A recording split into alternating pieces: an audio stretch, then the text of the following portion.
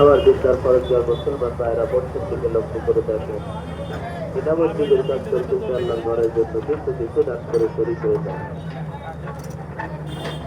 এটা আপনার বিফলে যাবে না, নষ্ট হবে না, আপনার কঠিন কিয়ামতের ময়দানে আপনার যোগ্যতা দেয়।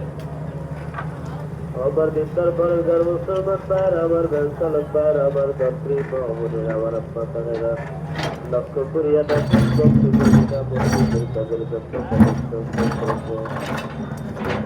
দান করে শরীর প্রক্রিয়া যাবে আপনার বিফলে যাবে না, নষ্ট হবে না। কিয়ামতের ময়দানে আপনার যোগ্যতা দেয় আমার বাবার ভিতরে